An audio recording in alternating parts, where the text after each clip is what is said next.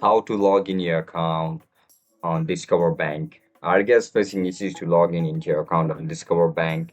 If that's so, then this video might help you out. Without further ado, let's get started. First of all, open Chrome on your laptop or mobile devices.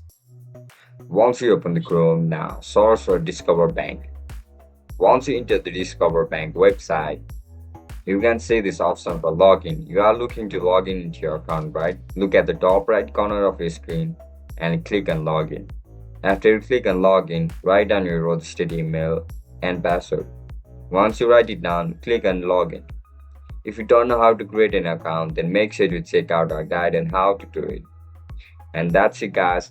That's how you're gonna log in into your account on Discover Bank. If you guys have any issues regarding Discover Bank, make sure to comment down below so that I can help you out.